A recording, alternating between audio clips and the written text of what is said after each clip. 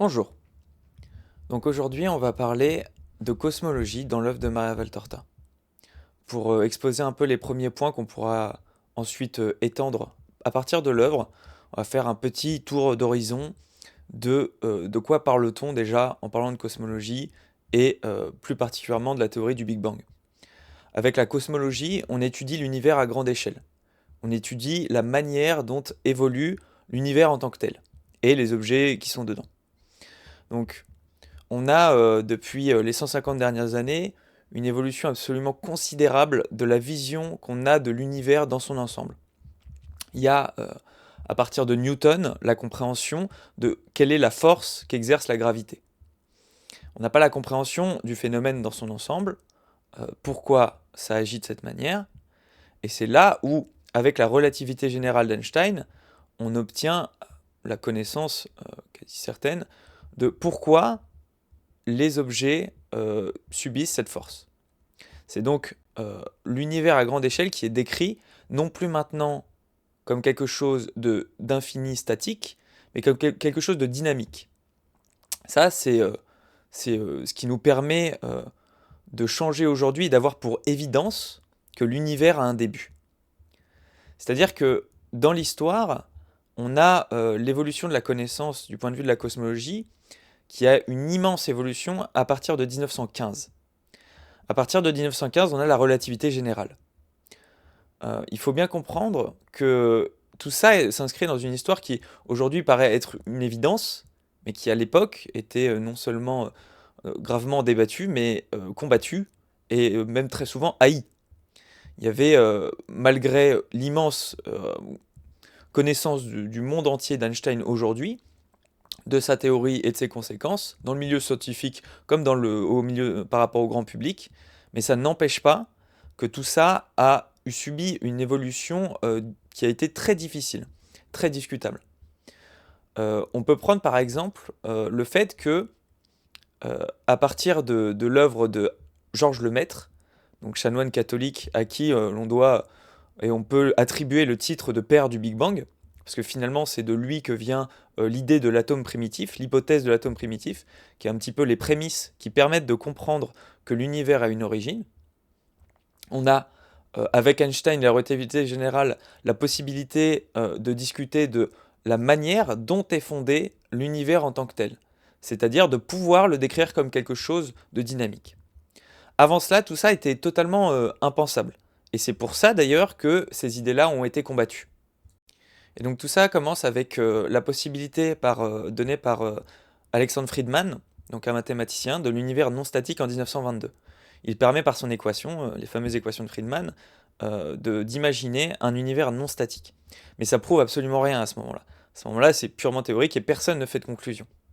C'est Georges Lemaître qui va initier cette idée-là, donc avec l'hypothèse d'un univers qui, grâce à des observations, pourrait être issu d'un état initial très dense et chaud, donc l'ancêtre du Big Bang, donc l'hypothèse de l'atome primitif, que l'univers serait né d'un atome. À imaginer comme ça, c'est aussi simple que ça, pour comprendre assez facilement. Les preuves observationnelles, elles arrivent en 1929 avec Edwin Hubble, un astronome, et de par ses observations, il constate donc que les galaxies s'éloignent les unes des autres, et ce, de plus en plus vite à mesure qu'elles s'éloignent. Le problème, c'est que Edwin Hubble, par exemple, lui, il comprend pas. Aujourd'hui, on appelle ça la loi de Hubble-Lemaître. Sauf que, en fait, à cette époque-là, Hubble, il n'en savait rien. Il comprenait pas les conséquences. Lui, il a juste vu par ses lunettes d'astronomie ce fait-là. Il n'a pas pu en comprendre les causes profondes. Et donc ça nous amène à comprendre que le Big Bang ne commence à devenir une théorie scientifique qu'en 1948. Parce que même avant ça, euh, on a uniquement des suppositions. On a quelque chose qui, surtout d'un point de vue de la science moderne, demande à la fois observation, analyse, et pas uniquement de reposer sur des éléments mathématiques et des suppositions. Chose qui, déjà à cette époque et encore aujourd'hui, fonde un peu le regard scientifique sur la description des phénomènes physiques et au-delà de la compréhension de l'univers à grande échelle. Donc, cette idée que le Big Bang commencerait en 1915, par exemple, est vraiment une grossière erreur qui ne serait pas à faire et qui, dans le cas présent de l'œuvre de Maria Valtorta, nous permet, par cette approche historique d'histoire des sciences, de comprendre comment et pourquoi cette œuvre est absolument magistrale d'un point de vue cosmologique. On a, du point de vue de la cosmologie, dans l'œuvre, la description de l'univers comme étant né du néant, tiré du néant par Dieu lui-même. On a décrit par Dieu que l'univers a été créé du chaos et que de cette création est arrivé évidemment l'univers que nous connaissons. Jésus dit il ne faut pas nier les miracles par souci de rationalisme, ni celui de la création, ni celui de la guérison d'une âme ou d'un corps. La matière fut tirée du néant et ordonnée à sa fin particulière par Dieu. Ça, c'est quelque chose qui apparaît dans les textes donnés à Maria Valtorta bien trop tôt dans l'histoire pour estimer qu'elle-même puisse faire cette conclusion. Par exemple, on a un autre élément encore plus probant, c'est dans les cahiers du 23 novembre 1943. Jésus dit « Et pensez toujours à ce que je suis et à ce que vous êtes. Il n'est pas nécessaire de s'adonner à un travail scientifique ardu pour arriver à croire. Le plus beau livre est l'univers que j'ai créé de rien et sans l'aide de l'être humain. Sachez y lire le nom de Dieu, et en regardant l'immensité du firmament, commencez à comprendre ma propre immensité.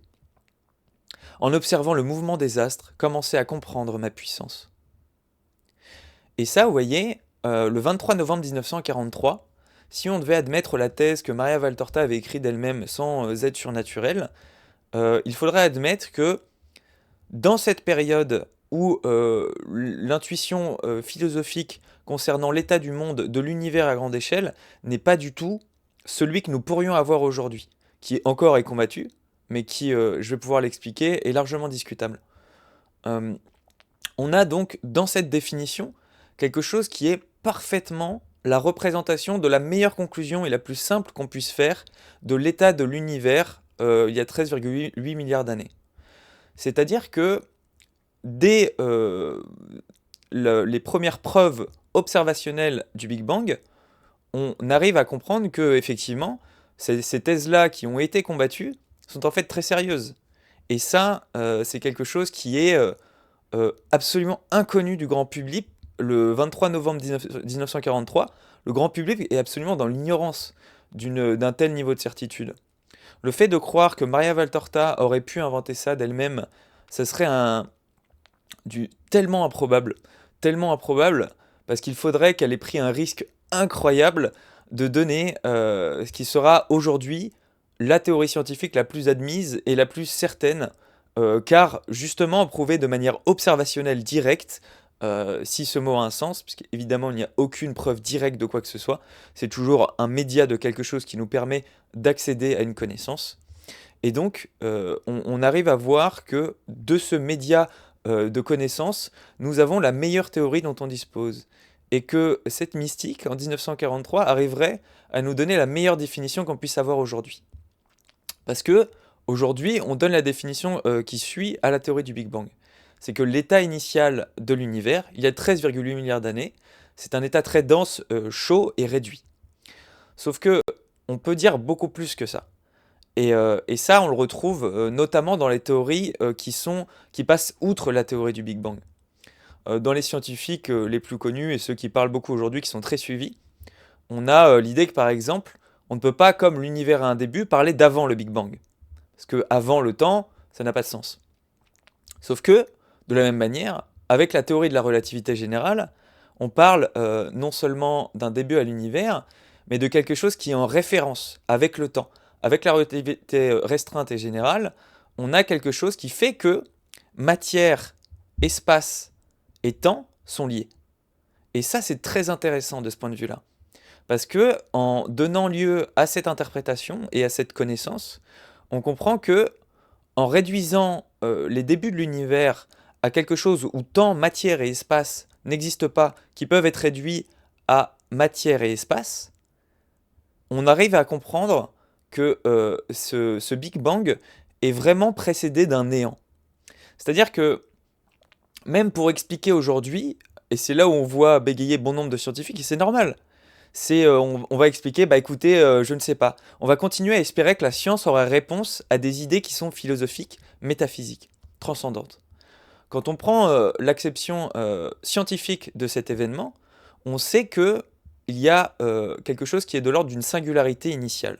Une singularité, c'est quelque chose au-delà de laquelle aucune théorie scientifique ne peut répondre parce que précisément elle ne fonctionne plus. On va dire ça comme ça, et c'est tout à fait juste. Le problème, c'est que on va vous proposer très souvent les théories quantiques comme explication à ces phénomènes qui précèdent l'origine de l'apparition de tant de matière et d'espace. Sauf que, de la même manière qu'on a voulu avoir des preuves observationnelles de la théorie du Big Bang et de nos théories en général, on propose donc des théories qui n'ont absolument aucune assise, ni observationnelle, ni quantitative, puisqu'on va avoir uniquement quelque chose qui va être de l'ordre de théorèmes mathématiques, qui peuvent avoir une cohérence ou n'importe quoi du genre, mais qui ne nous donnent pas la certitude de ce dont on parle. Et même bien plus que ça, omettent de rappeler qu'on a une solution qui est bien plus simple et qui est bien plus cohérente par rapport aux observations qu'on a. C'est-à-dire que si à un moment donné, temps, matière et espace n'existent pas, que reste-t-il? Il reste rien. Et c'est à ce moment-là où on comprend que, à travers les théories scientifiques, on obtient des moyens de connaissance qui sont extraordinaires. Jésus l'atteste même dans l'œuvre, il n'y a aucun problème. Mais que quand on fait reposer l'ensemble de notre connaissance dessus, on arrive à des écueils qui sont terribles. Parce qu'on n'arrive même plus aujourd'hui à parler dans cette simplicité évangélique de l'origine de l'univers d'un point de vue purement philosophique. Parce que l'origine de l'univers comme étant précédée d'un néant, c'est la réponse la plus simple qu'on puisse donner au début de l'univers. Et par souci de scientisme, j'oserais dire comme ça, on va bien trop s'attarder sur le fait que, ne pouvant en parler en des termes scientifiques, on va quand même attendre de théories scientifiques de donner la réponse à ces phénomènes. Quand bien même ce ne sont plus des phénomènes, ils ne font pas partie du monde physique. Et ça, c'est terrible, parce que souvent, comme excuse pour donner une raison à ne pas croire en Dieu, on va parler tout simplement du rasoir d'Occam. Occam, Guillaume d'Occam, donc un théologien, à qui l'on doit cette approche. Donc le rasoir d'Occam, c'est de prendre les théories dans leur vision la plus minimale. C'est de ne rien ajouter, de surajouter à quelque chose qui, simplement expliqué, répond tout à fait à une problématique. Voilà, en des termes très simples. Et donc, avec ça, on est en train de trouver une excuse pour dire, bah finalement, Dieu s'est ajouté beaucoup de théories, beaucoup de complexité à quelque chose de très simple. Alors que non, précisément sur cette théorie du Big Bang et sur les premiers instants et sur les choses qu'on peut en dire, c'est tout le contraire. C'est que l'idée la plus simple, c'est que justement, comme le néant précède l'univers, et qu'on a toutes les raisons de le penser, évidemment qu'un Dieu créateur qui serait l'origine de tout cela est la réponse la plus saine. Et d'ailleurs, pour m'étendre un peu sur ce sujet, c'est exactement le problème qu'a eu Georges Lemaître toute sa vie. En fait, pour que sa théorie puisse être prise au sérieux, il a fallu batailler parmi les scientifiques. Et il y a plein de choses qui attestent de ça, il y a plein de choses qui permettent de comprendre que la relativité générale, jusqu'à très tardivement, a été largement combattue dans le milieu scientifique. On a une série de conférences, et notamment son biographe Dominique Lambert qui en parle dans beaucoup d'interventions et dans des cours. La théorie de Georges Lemaître a été largement combattue. Einstein lui-même va notamment lui exprimer l'idée quand le maître va parler avec lui dans les débuts de cette théorie. Oh non, ne me parlez pas de ça, c'est de la physique de Curie. Parce que, à l'évidence, et ce dès les débuts de la théorie du Big Bang, les gens ont très bien compris que quand on parlait d'un début à l'univers, d'un atome primitif qui serait une origine qu'on pourrait dater de la naissance de l'univers, et donc, attention, le mot dangereux, création, on arrive à comprendre que ces théoriciens ont refusé, comme souvent on accuse à tort l'Église, d'obscurantisme par a priori philosophique. Et ça, c'est un gros problème. Parce que si la vérité est en Dieu, l'obscurantisme consiste à cacher cette vérité. Parce que quand on fait souvent de gens qui vont parler de la foi en Dieu de concordistes, on oublie de rappeler que le concordisme, ça serait de faire concorder le récit biblique avec les théories scientifiques. Mais là, c'est tout le contraire en fait avec le Big Bang. C'est que le Big Bang est une théorie scientifique qui concorde qui elle, fait concorder la Bible. Et c'est pour ça que, par des a priori philosophiques, elle a été refusée au début.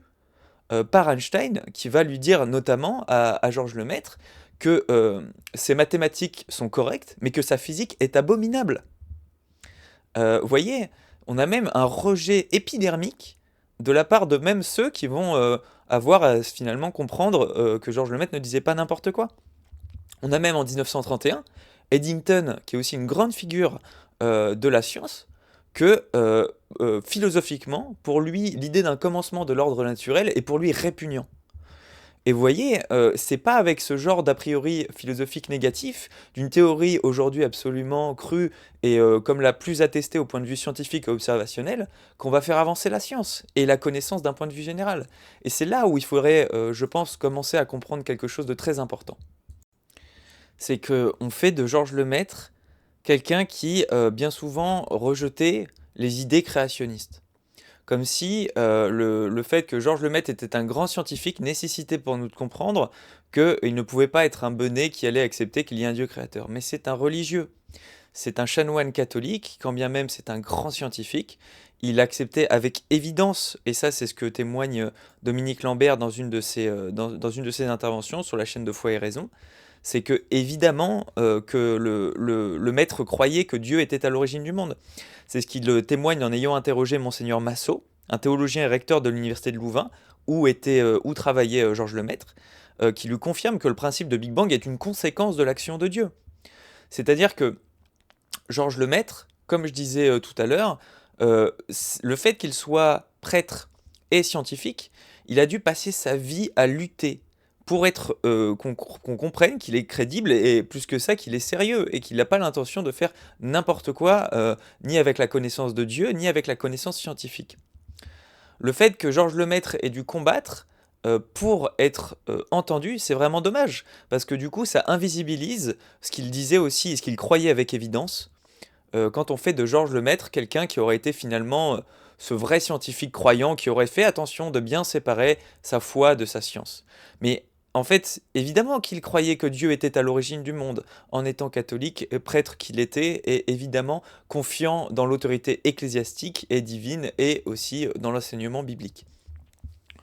En fait, le maître, comme l'explique Dominique Lambert, a commencé à, déjà même dès les débuts de ses études, de ses connaissances par deux voies de recherche, qui sont la science et la foi, c'était de croire que, évidemment, il pouvait étudier la science à l'aune du récit de la Genèse et aussi des psaumes. Et en fait, il a arrêté cela après avoir échangé avec Léon Bloy, de qui on doit un vif reproche en disant qu'il ne faut pas mélanger les torchons et les serviettes, on va dire ça comme ça, et que à partir de là, Georges Lemaître ne va plus jamais impliquer les deux de manière directe.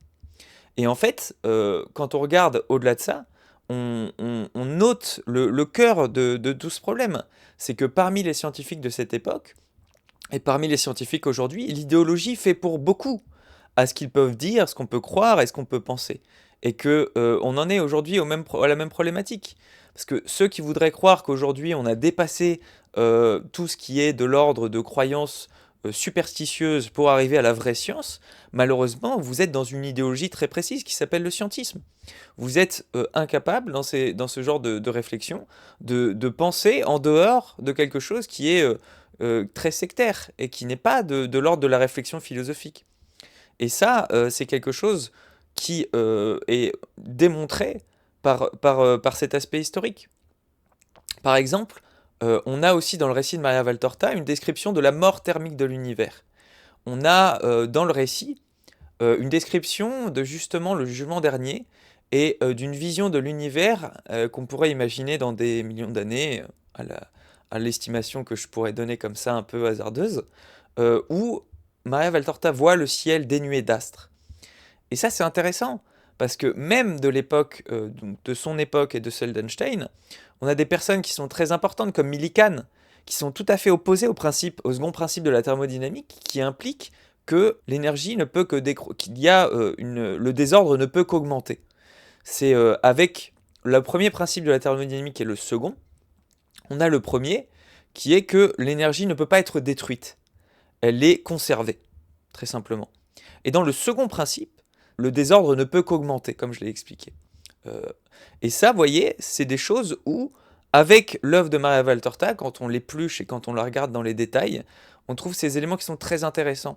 On a une compréhension à la fois de l'origine de l'univers, de ses débuts, et aussi de son avenir, par rapport à des éléments qui, de l'époque de Maria et de ce ferment de réflexion philosophique et scientifique, est parfaitement discutable et parfaitement opposé d'ailleurs parmi les plus grandes figures que l'on peut retrouver à cette époque. Avec, comme je le disais, Eddington, on a Millikan, Einstein, Georges Lemaître. C'est des idées qui à ce moment-là se combattent. C'est des idées qui sont en formation. Et quand Millikan dit ça, par exemple, dans son opposition au second principe de la thermodynamique, il voulait pas que la mort thermodynamique de l'univers soit la réalité pour des raisons eschatologiques. Il y a à nouveau des raisons philosophiques sous-jacentes qui amènent des personnes à penser ce qu'elles pensent. Et si on voulait accuser Maria Valtorta de concordisme ou Georges Lemaître, le problème c'est que même d'un point de vue observationnel, le temps leur donne largement raison et que dans l'histoire des sciences, il faut attendre 65. Il faut attendre que le fond diffus cosmologique apparaisse, il faut attendre la découverte au hasard par Wilson et Penzias, qui n'étaient même pas leur tâche d'origine d'ailleurs, mais sans m'étendre sur ce sujet. Les preuves observationnelles directes de ça doivent attendre très longtemps, et même comme pour beaucoup de sujets, la mort de Maria Valtorta pourrait être explicitée et être crue de fois plus que raisonnable, puisque prouvée par des observations. Et ça, c'est là où c'est intéressant. C'est que là où je critique, et je le fais très sincèrement, le fait qu'on ne s'attende que à des observations et des éléments scientifiques pour croire quelque chose comme crédible, qu'aujourd'hui, par ce souci-là, on en vienne à quelque chose de tout à fait opposé. C'est de croire que l'on peut croire tout et n'importe quoi pourvu qu'on ait le sceau de l'appellation science dessus. Alors même que quand on prend les théories comme la théorie des cordes par exemple, on a Wolfgang Pauli qui va dire not even wrong, c'est même pas faux. Vous voyez, on a l'idée que ceux qui pensent avoir compris la mécanique quantique, c'est des menteurs parce que finalement, il n'y a rien de... c'est tellement incompréhensible et c'est tellement de l'ordre de quelque chose qui dépasse le sens commun qu'on ne peut pas prétendre avoir compris ces éléments-là. Et d'un point de vue donc purement scientifique, on a aussi Lys Moline, qui est un des plus principaux représentants de la théorie des cordes, qui va dire que c'est une théorie morte. Et ça, c'est aussi les éléments de gens qui veulent faire de la science très sérieusement et qui font aussi le constat des choses que nous devons faire. Donc quand on annonce avec un petit peu d'aplomb que bon finalement on a plein de théories à présenter qui peuvent remplacer l'idée d'une origine qui serait le néant, même là, je suis désolé, mais c'est inconséquent. Et, euh, et souvent, on va faire aussi l'approche que, par exemple, par rapport à Georges Lemaître, comme je disais tout à l'heure, que lui, voilà, était ce bon scientifique qui éloignait de lui la religion. Mais c'est tout le contraire. C'est-à-dire que Georges Lemaître, il expose souvent ces idées-là, c'est que il a trop de respect pour Dieu et pour la science pour les mélanger. Le fait que Georges Lemaître, quand il parle de science, évite cet écueil, et on comprend très bien pourquoi dans sa réflexion, c'est parce qu'il ne veut pas offenser le Seigneur. Parce que, évidemment, que quand on parle de quelque chose, et j'espère, la même attention, du néant, et oui, je ne parle pas du toucher créateur de Dieu, parce que là, on touche au surnaturel et au transcendant. Parce que la grosse erreur qu'on pourrait faire, c'est de faire un mélange des genres, mais très direct. C'est de croire que Dieu est une cause naturelle. Évidemment que non. Dieu n'est pas une cause naturelle, c'est une cause surnaturelle. Mais c'est là où on est, je trouve, très amusé et très heureux de voir en tant que croyant assuré et voulant aussi faire une science qui se base sur la vérité, sur quelque chose, voilà, de croire en Dieu, c'est croire en la vérité.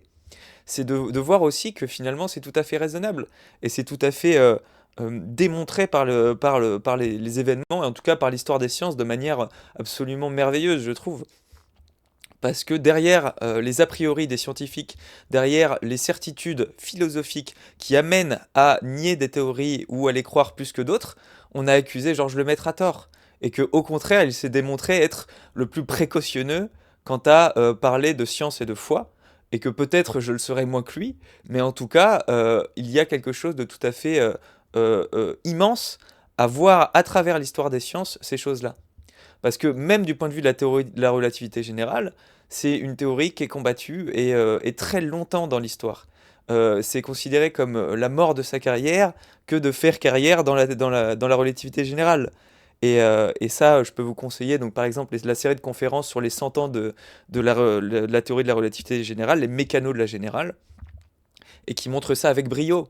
C'est que si on voudrait croire que tout cela est tout à fait, on peut l'admettre comme étant pouvant être dit de la part de Maria Valtorta de manière raisonnable, au contraire, c'est tout à fait impossible à imaginer qu'elle ait dit ça au hasard et qu'en plus elle soit tombée juste.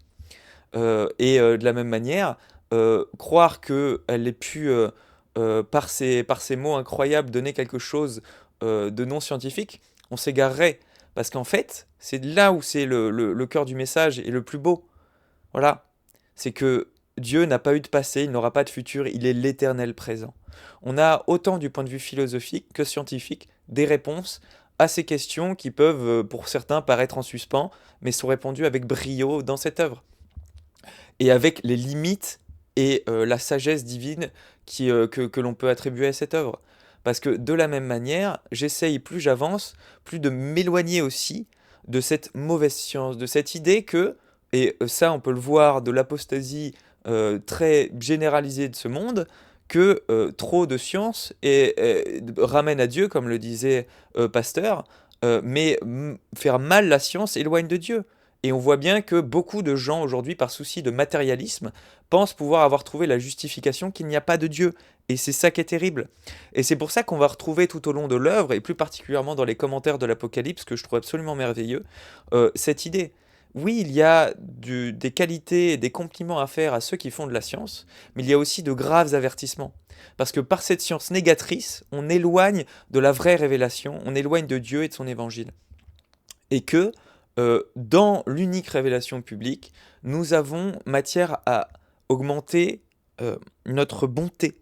On a ce qui devrait être le cœur de la vie d'un être humain, c'est d'augmenter notre vraie sagesse, à savoir l'amour, la recherche de la vérité, mais qui n'est pas à mettre comme justement a été fait par exemple dans les erreurs qu'on peut voir dans le nazisme par exemple.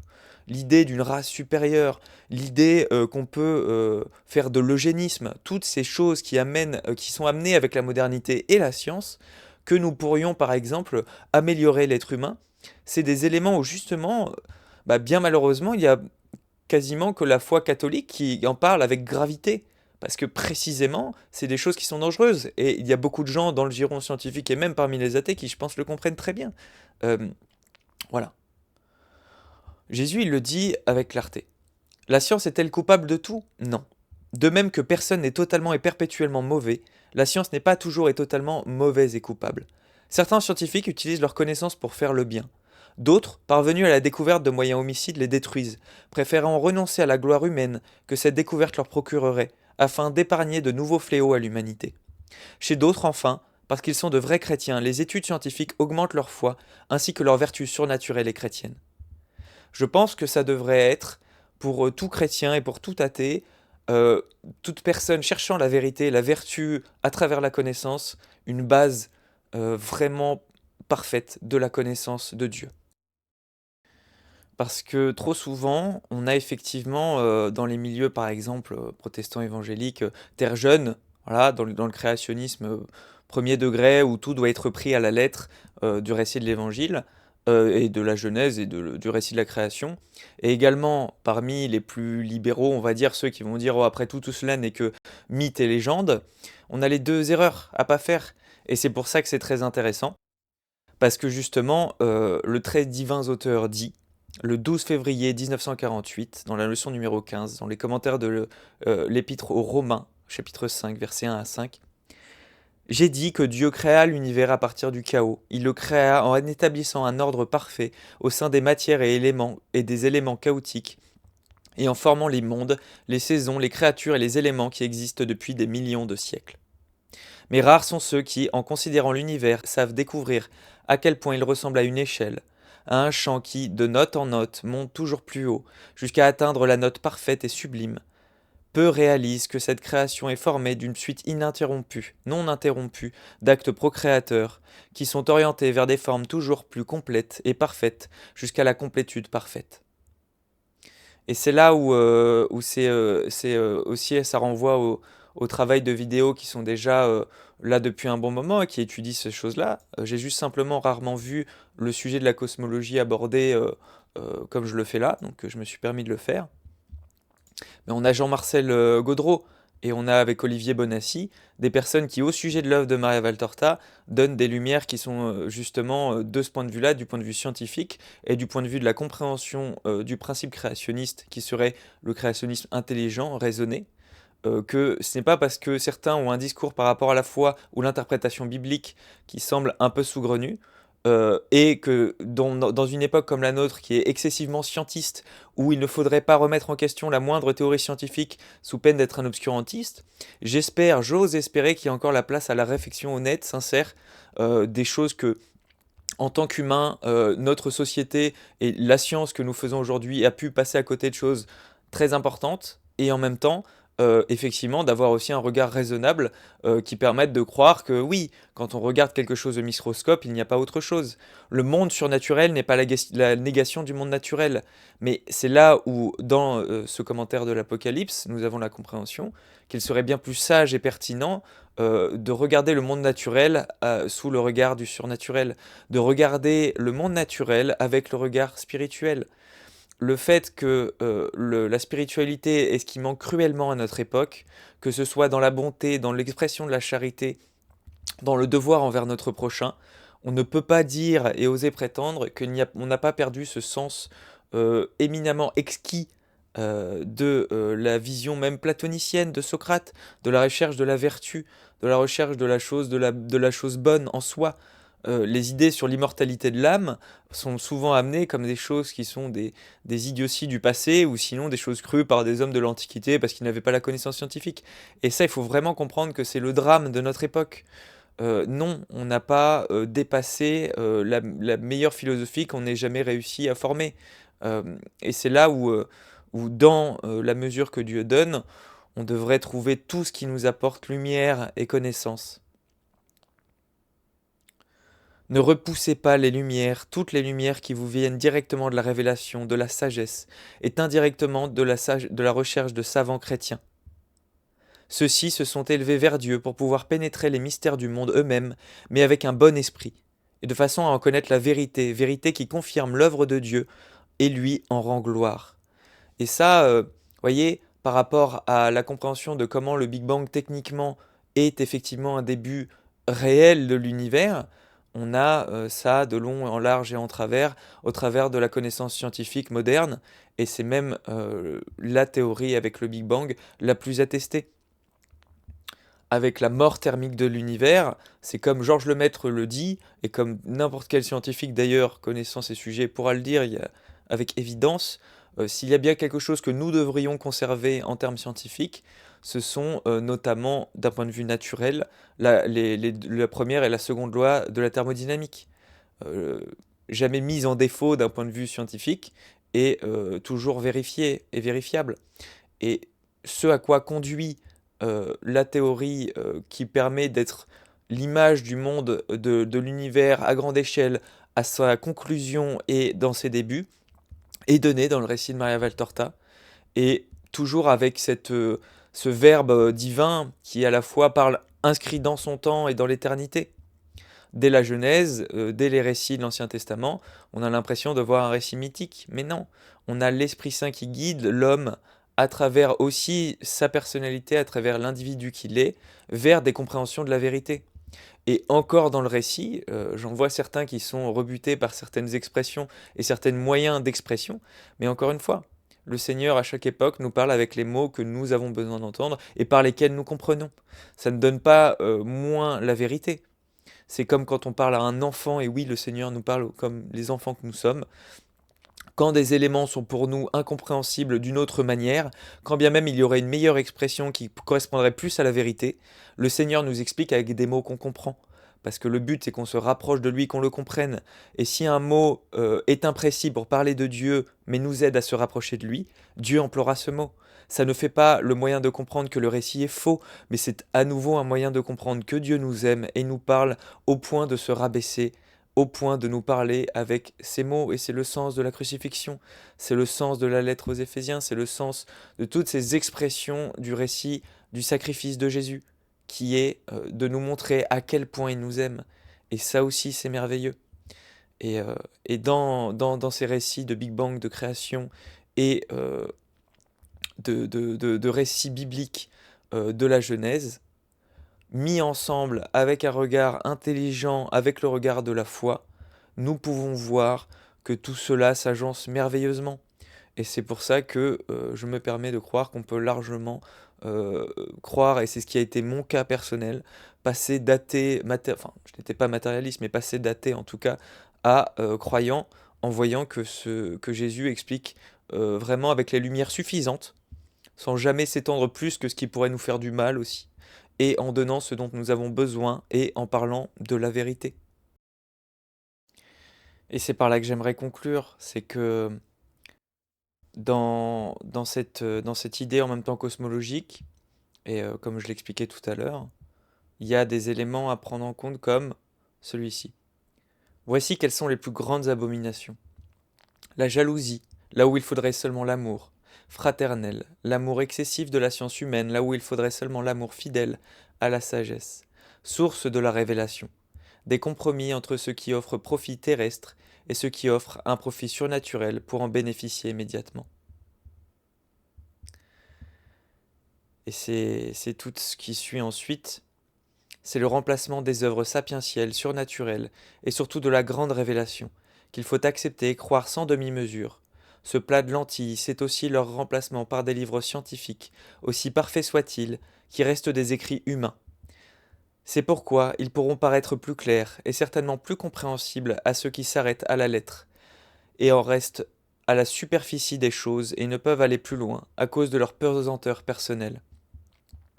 Mais il ne change pas l'homme, il ne s'élève pas, il ne l'élève pas. Les livres sapientiels, en revanche, ces livres dont l'auteur est Dieu, sont, pour ceux qui savent lire, un moyen de transformation et d'union en Dieu et à lui, et d'élévation. C'est voilà par là que j'aimerais conclure. Cette conclusion, c'est tout simple. C'est que malgré les évidences scientifiques qui permettent aussi d'aller dans le sens de la foi, elles peuvent être très vite un écueil du point de vue de notre rapprochement de Dieu, parce que ce qui compte, c'est vraiment pas ça, et qu'on n'est pas sauvé à la mesure de nos connaissances, mais à la mesure de notre charité, de notre amour. Et que si on trouve des éléments très solides pour attester du récit de Maria Valtorta, je pense que le cœur sera et restera le message et les enseignements. Et comme je le dis souvent, bien plus que les preuves matérielles qui m'ont permis de mettre le nez dans le bouquin, si je puis dire, ce sont les enseignements de Jésus qui permettent de se rapprocher de lui. Et c'est ça la meilleure conclusion à donner. C'est que c'est dans la foi simple qu'on trouve la véritable foi.